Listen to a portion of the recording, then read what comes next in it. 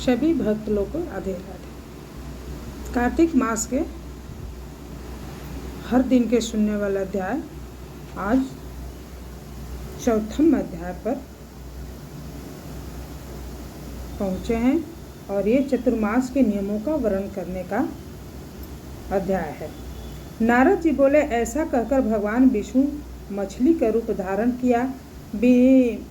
विंध्याचल पर्वत पर तप कर रहे महर्षि कश्यप की अंजलि के जल में जा पहुँचे।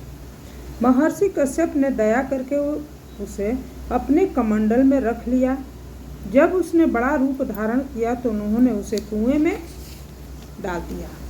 जब कुएं में भी न समा सकी तो उन्होंने उसे तालाब में फेंक दिया, और जब वह तालाब में न आ सकी तो उन्होंने उसे समुद्र में डाल दिया। वह वहाँ पर भी बढ़ने लगी। फिर उस मत्स्य रूपी नारायण ने उस शंखाचूर को बढ़ने लगी। फिर उस मत्स्य रूपी नारायण ने उस शंखाचूर को मार डाला। उसके पश्चात शंख को हाथ में लेकर बद्री वन में आ पहुँचे। बद्री नारायण में आकर उन्होंने सब ऋषि और महर्षियों को बुलाकर आज्ञा दी कि पानी में इधर उधर फैले हुए वेदों को ढूंढो और उन्हें शीघ्र खोजकर मेरे पास लाओ। तब तक मैं देवताओं को साथ श्री प्रयागराज में ठहरा हूँ। इसके बाद जब ऋषि महर्षियों ने इस सब चीज़ों सब वेद मंत्रों को ढूंढ निकाला, उन वेदों में से जो जो भाग जिस जिस ऋषि को मिला वह उसी को हो गया। उस भाग के उसी दिन से वह ही ऋषि कहलाए। सब वेदों को लेकर ऋषि महर्षि प्रयागराज में आए और उन्होंने ये सब भगवान विष्णु और ब्रह्मा जी के समर्पित कर दिए। ब्रह्मा जी वेदों को पाकर बड़े प्रसन्न हुए।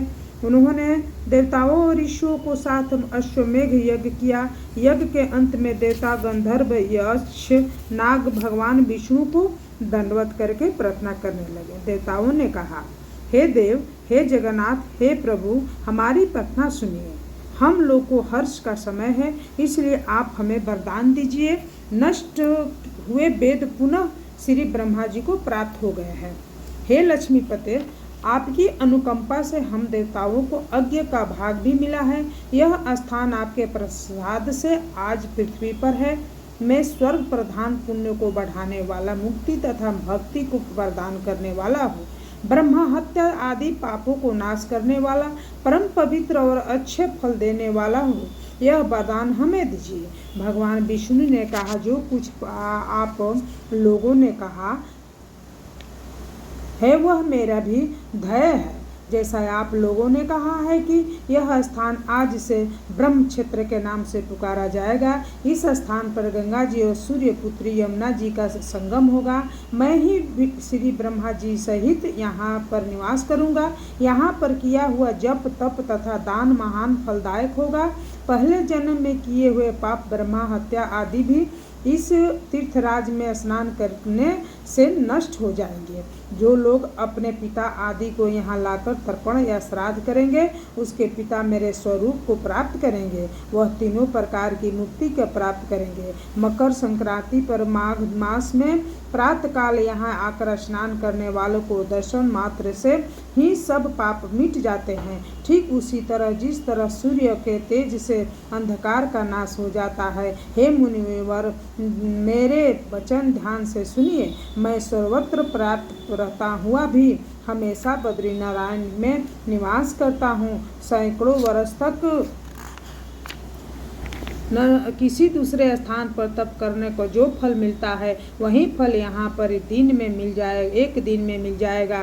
जो मनुष्य मेरे इस स्थान बद्रिकाश्रम का दर्शन करेंगे वह जीवन मुक्त हो जाएंगे और उनके समस्त पाप नष्ट हो जाएंगे। सूत जी बोले, ऐसा कहकर भगवान विष्णु अंतर्ध्यान हो गए और वेदता गण की भी अपने अंशों को भी छोड़कर चले गए। जो मनुष्य कथा को श्रद्धा पूर्वक सुनते हैं वह श्री प्रयागराज और बद्री आश्रम जाने का स्नान करने के समान फल प्राप्त करते हैं। जय श्री कृष्ण। राधे राधे।